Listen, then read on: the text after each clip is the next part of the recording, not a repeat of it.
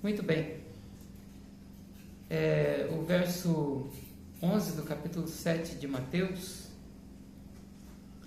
nós vemos aqui a seguinte palavra: se vós, pois, sendo maus, sabeis dar boas coisas aos vossos filhos, quanto mais o vosso Pai, que está nos céus, dará bens ao que lhe pedirem. Amém? Louvado seja Deus. Diante desse verso nós vemos que Deus, Ele tem prazer e Ele quer responder e nos abençoar quando nós oramos e clamamos a Ele. Isso é indubitável. Deus, então, Ele quer abençoar a vida de cada um de nós quando nós dobramos nossos joelhos para orar. É o desejo do coração de Deus que o crente seja abençoado. São filhos dele, né? Por isso que Jesus fala aqui: se vós que sois maus, sabeis dar boas coisas aos vossos filhos, quanto mais o vosso Pai que está nos céus dará bens aos que lhe pedirem, né? Então, não há como nós compararmos, porque se nós formos comparar, nós vamos ver que é vontade de Deus que nós sejamos abençoados. Mas, nesta noite eu quero falar sobre 3 coisas que podem impedir que o crente tenha uma vida de oração cheio da graça de Deus. E eu destaco o fato da graça de Deus, porque é pela graça de Deus que nós oramos.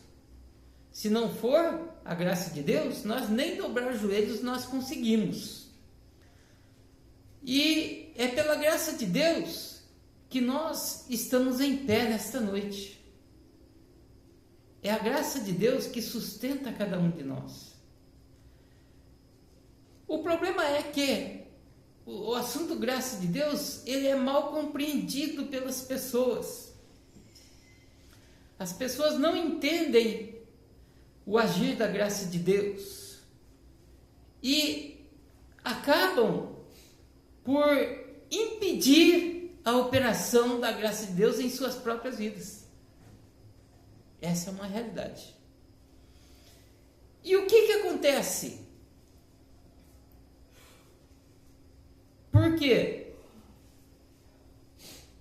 Nós éramos criaturas de Deus e agora somos chamados filhos de Deus e herdeiros do Senhor. Gálatas capítulo 4, versículo 6 a 7 diz assim: e porque sois filhos de Deus, e porque sois filhos, Deus enviou aos nossos corações o Espírito do seu Filho, que clama: Abba, Pai. Portanto, já não és mais servo, mas filho. E se és filho, é também herdeiro por Deus. Vejam que nós recebemos o Espírito Santo de Deus, e é Ele que nos impulsiona pela graça de Deus, porque Ele também é chamado de Espírito da graça de Deus, né? É Ele que nos impulsiona uma vida de oração e uma vida de comunhão com Deus. É o Espírito de Deus que nos leva e nos motiva a desejar estar na presença de Deus. E justamente isso acontece porque nós não somos mais criaturas, nós somos agora filhos de Deus e herdeiros em Cristo Jesus. É para ser, né? Mas acontece que o Espírito Santo de Deus, ele age na vida do crente, mas ele pode ser impedido de trabalhar na vida do crente. Assim como a graça de Deus, ela pode ser bloqueada e não agir na vida do crente, não abundar a vida do crente. E por que isso acontece? Isso acontece por 3 motivos que eu vou ressaltar nesta noite. E o primeiro motivo é o que a teologia chama de ativismo religioso. O que é isso? O ativismo religioso é a conquista através do merecimento e do esforço próprio. Ou seja, eu preciso disso, então eu tenho que fazer isso. Eu preciso daquilo, eu tenho que fazer aquilo outro, né? Tudo que eu preciso, eu tenho que fazer alguma coisa. Se eu não fizer alguma coisa, eu não vou conseguir. Mas a Bíblia diz que a graça de Deus superabundou em nossa vida. E a palavra graça significa favor e merecido. Ou seja, algo concedido livremente àquele que não merece. Justamente isso. Sobre este assunto graça de Deus, a Bíblia é bem clara em dizer que nós temos o Espírito da graça de Deus. E esse pensamento, essa ideologia de que para mim receber alguma coisa eu preciso merecer e preciso fazer alguma coisa, vai totalmente contra a graça de Deus. E quando nós vamos orar, por isso que se torna um empecilho, né? Quando nós vamos orar e nós buscamos a Deus num sentido, e nós estamos com esse sentimento de que se eu quero, eu preciso fazer alguma coisa, eu preciso pagar um preço, né? Aí isso se torna empecilho para a operação da graça de Deus na nossa vida. Isso impede o Espírito Santo de Deus, o Espírito da graça de Deus, de agir na nossa vida. Livro de Salmos, o salmista, no capítulo 127, versículo 1, conhecia muito bem o assunto. E ele disse o seguinte: se o Senhor não edificar a casa, em vão trabalham os que a edificam. Se o Senhor não guardar a cidade, em vão vigia o sentinela. Ou seja, exemplificando, eu sei que o mundo hoje em dia está violento, então eu resolvo, é claro, se tiver dinheiro também, né? Eu vou colocar vidro blindado no meu carro para que ninguém me atinja com uma bala, né? Ou seja, eu vou fazer isso.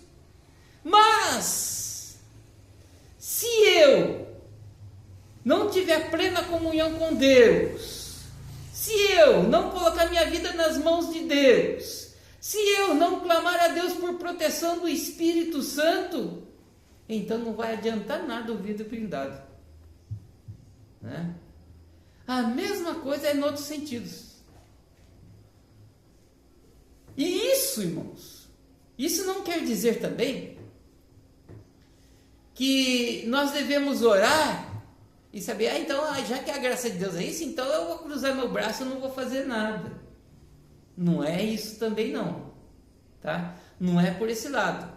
Nós precisamos aprender a esperar no Senhor, descansar nele. E descansar no Senhor não é dobrar o braço, deitar na cama e ficar lá esperando que Deus vai fazer as coisas, não. Não é desse jeito. O esperar no Senhor e descansar no Senhor significa que eu vou dobrar os meus joelhos, vou colocar-me na presença de Deus e vou, primeiro de tudo, antes da oração, eu vou livrar minha mente de todo tipo de pensamento, de ideologia, todo conceito que eu tenho de conquistar algo, eu vou remover isso. E vou falar para Deus: Deus, eu sou teu filho, está na tua palavra. Deus, eu sou teu filho. E eu quero que agora a tua graça venha abundar na minha vida. Eu sei que eu não mereço nada. E eu sei que não adianta eu fazer nada se não estiver na direção do Senhor. Eu sei que qualquer coisa que eu faça não vai me conceder aquilo que eu preciso. Então, Senhor, eu vou esperar no Senhor. Eu vou descansar no Senhor. E o que acontece? Você levantou da oração. Você está descansando no Senhor. Você vai ficar atento. Porque se você está descansando no Senhor, se Deus falar para você, faz isso, você vai fazer. Se Deus falar para você, faz aquilo, você vai fazer. Então, você vai ficar atento e atenta. E Deus vai falar Deus vai te conceder a solução do teu problema. Isso é descansar no Senhor. Nós precisamos, em primeiro lugar, então, eliminar essa nossa ideologia, esse nosso pensamento, essa regra que nós estabelecemos na nossa vida, que diz que para que nós conquistemos algo, nós precisamos merecer. Ah, pastor, eu estou precisando de uma vitória, eu vou tirar 20 dias de jejum e oração. Pode tirar. Jejum mesmo. Só que você só vai emagrecer. Se você não descansar no Senhor, se você não ficar na dependência de Deus, não vai acontecer nada na sua vida. Então nós precisamos aprender a descansar no Senhor e não procurar fazer as coisas do nosso jeito, porque tem pessoas que oram a Deus, Deus, eu preciso disso, eu entrego nas tuas mãos. Falou que entrega nas mãos, mas levanta dali e vai correndo tentar fazer alguma coisa para resolver a situação. Não adianta nada. O descansar em Deus é eu pegar o meu problema e falar, Senhor, Pedro diz isso, né? Humilhai-vos, pois, debaixo da potente mão de Deus, para que o vosso tempo vos exalte, deixando sobre ele todas as vossas ansiedades, porque ele tem cuidado de vós. O descansar no Senhor é levar as suas ansiedades diante de Deus e colocar, Senhor, está aqui, ó. Esse é o meu problema. Eu vou descansar no Senhor. Eu vou esperar no Senhor. Eu sei que não adianta eu fazer nada se não for na tua direção. Eu sei que eu não mereço nada disso, mas eu vou colocar nas tuas mãos e faz a tua vontade na minha vida. Então nós temos que eliminar, quando nós vamos orar, primeiramente eliminar essa ideologia de que para mim fazer alguma coisa eu preciso merecer. Ah, se eu não agradar a Deus, se eu não tirar 3 horas de oração, Deus não vai responder. Não tem nada a ver. Você pode tirar 3 horas de oração, mas se você tiver com preconceito no seu coração, se você tiver com ideologias falsas e antibíblicas no teu coração, né, com pensamentos contrários à operação do Espírito Santo de Deus, você não alcança nada. O segundo ponto é a autossuficiência. E o que é autossuficiência? É um sentimento contrário ao relacionamento de dependência. Ou seja, eu sou a esposa da Valéria e falo assim, eu não preciso da Valéria, eu faço tudo sozinho. Isso é autossuficiente, né? E principalmente no casamento precisa se eliminar isso, porque nós dependemos um do outro. A igreja, nós precisamos um do outro. Ninguém é mais do que ninguém na igreja. Nós somos todos iguais perante Deus. Paulo fala isso quando fala dos membros do corpo, mostrando que é semelhante ao corpo de Cristo. Os membros do corpo precisam de uns dos outros. Assim também nós precisamos uns dos outros. Então nós precisamos entender que nós dependemos uns dos outros. Tiago, no capítulo 4, do versículo 13 ao versículo 15, Tiago diz o seguinte: Eia, agora vós, que dizeis? Hoje ou amanhã iremos a tal cidade, e lá passaremos 1 ano, e contrataremos e ganharemos. Digo-vos que não sabeis o que acontecerá amanhã. Por quê? Que é a vossa vida? É um vapor que aparece por um pouco e depois desvanece. Em lugar do que devias dizer, se o Senhor quiser, e se vivermos, faremos isto ou aquilo. Basicamente, Tiago está combatendo a autossuficiência e repreende aqueles que fazem planos sem qualquer consideração com a vontade de Deus. E isso é um mal do ser humano. Você resolve fazer alguma coisa, você já fala, eu vou fazer isso, mas nem perguntou para Deus, Senhor, essa é a tua vontade? E olha, irmãos, é tudo na nossa vida, é as mínimas coisinhas da nossa vida. Se eu resolver sair aqui, andar no bairro aqui, eu tenho, Senhor, essa é a tua vontade? Eu estarei fazendo a tua obra, eu vou evangelizar alguém, eu vou chegar na casa de alguém, porque se as pessoas tivessem essa intimidade e essa comunhão com Deus, todo crente seria usado onde quer que ele fosse. Seria, porque Deus dirige os passos. Então, precisamos entender que nós somos completamente dependentes de Deus. Se nós formos para a oração, tivermos planos para realizar algo, e se nós não contarmos para Deus e não perguntarmos para Ele se isso está dentro da vontade dEle, ou se é uma direção que Ele está dando, simplesmente a nossa oração não vai valer nada. Porque tem muito disso, irmãos.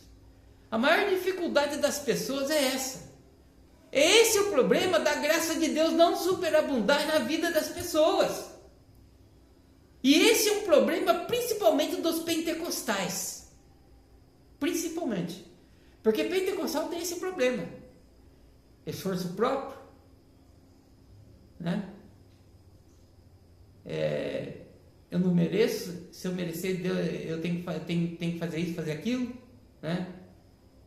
Eu não dependo da irmã, do irmão, não dependo de ninguém. Eu resolvo, eu faço. Né? Tem pessoas assim. Pessoas desse jeito. E isso impede a operação da graça de Deus na vida da pessoa. Isso impede com que o Espírito da graça de Deus venha trabalhar na vida da pessoa e venha direcionar os seus passos para que ela alcance o objetivo que ela deseja. Porque antes do objetivo entrar no nosso coração, a Bíblia diz que é Deus quem coloca isso no nosso coração. Se nós intentarmos fazer alguma coisa, você estamos aqui agora, nós saímos do culto e de repente nós vamos para casa, nós intentarmos fazer alguma coisa, né? Quando isso entra no nosso coração, e sendo isso vontade de Deus, a Bíblia diz que é Deus quem coloca no nosso coração.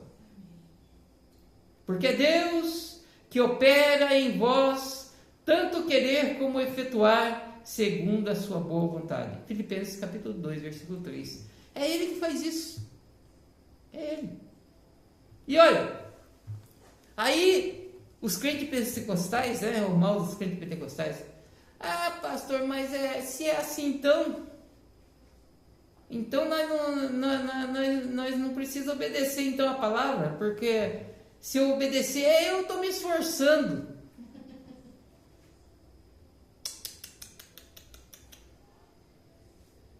Você vai obedecer? Sabe por quê? Porque é Deus que coloca no seu coração o desejo de obedecer. E o Espírito da graça de Deus te enche para que você obedeça a palavra de Deus. Então, obedecer a palavra de Deus não é esforço próprio. Não é porque eu quis. Muito pelo contrário, é porque primeiramente Deus quis. É Deus que faz isso. A obra toda ela é de Deus. Toda a obra na nossa vida é de Deus. Sabe por quê? Porque Deus, Ele é quem faz todas as coisas e que opera todas as coisas. Operando eu, quem impedirá? Diz o Senhor. É Deus que faz. É Deus que faz. O terceiro ponto. Nós falamos que o que impede a pessoa de ter uma vida de oração cheia da graça de Deus é o ativismo religioso, a autossuficiência e agora é o pior de todos, o legalismo. Esse legalismo, ele ensina a conquista do amor e a aprovação de Deus através da obediência a regras e normas. É basicamente uma ideologia farisaica. Todo fariseu tem esse pensamento. Se eu não obedecer tal regra, se eu não obedecer tais normas, não adianta que Deus não vai me abençoar. Eu tenho que obedecer. E por fim, a pessoa que tem essa ideologia na mente, tem esse pensamento, acaba por não obedecer.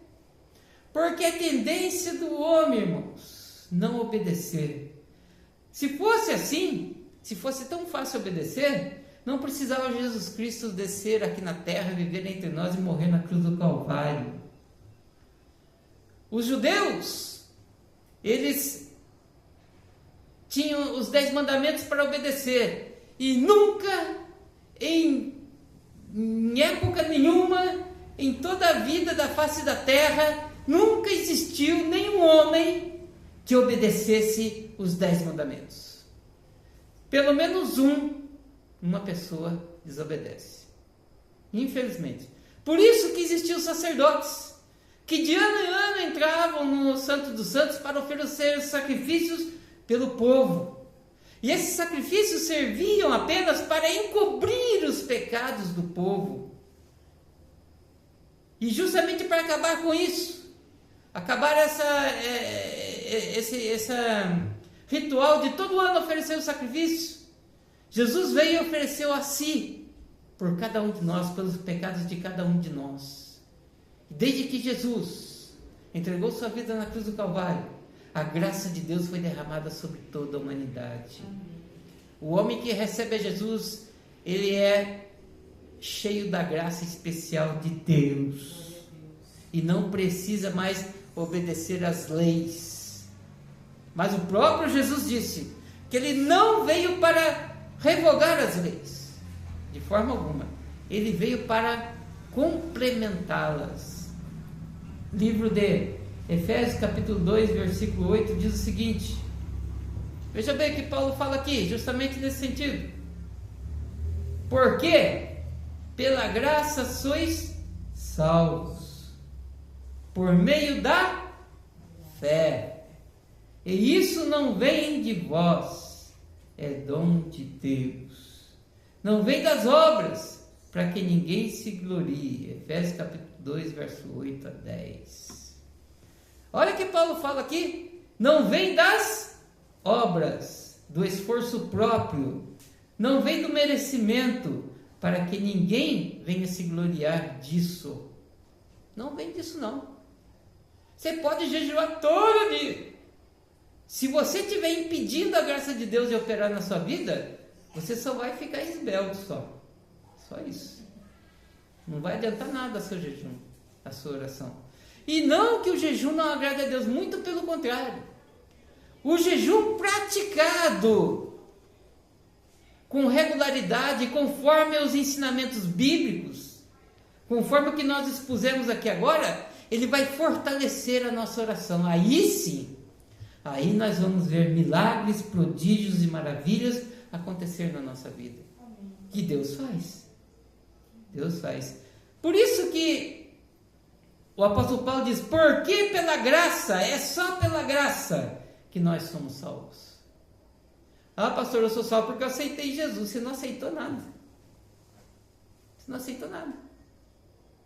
Foi Jesus que teve misericórdia de você, e foi lá onde você estava jogado na sarjeta lá, e através do Espírito Santo de Deus que te convenceu do pecado, da justiça e do juízo. Então foi Ele que aceitou você. Jesus disse, olha só, não fostes vós que escolheste a mim, ou seja, não foi vocês que me aceitaram, mas eu que escolhi a vós, foi eu que aceitei vocês, para que vades e deis frutos. Amém. Esse negócio de falar, tal pessoa aceitou Jesus, aceitou nada, foi Jesus que aceitou ela, né? E o Espírito Santo de Deus trabalhando na vida dela, por quê? Porque é pela graça que a pessoa é salva. E isso é por meio da fé. Ou seja, a pessoa ouviu a palavra, né? E a Bíblia diz que a fé vem pelo ouvir, e ouvir a palavra de Deus. Aí o Espírito Santo de Deus começa a trabalhar na vida da pessoa, e Deus começa a operar na vida da pessoa, E aí o Espírito Santo de Deus completa essa obra. E Deus continua fazendo a obra até o momento da pessoa ter seu encontro glorioso com Jesus, ou até o momento em que Jesus vier para arrebatar a igreja. Amém? Então esses são os 3 empecilhos para que você tenha uma oração, uma vida de oração cheia da graça de Deus: o ativismo religioso, a autossuficiência e o legalismo. Nós precisamos eliminar essas ideologias da nossa vida, porque se nós tivermos com esse preconceito no nosso coração, isso vai impedir a graça de Deus de fluir na nossa vida.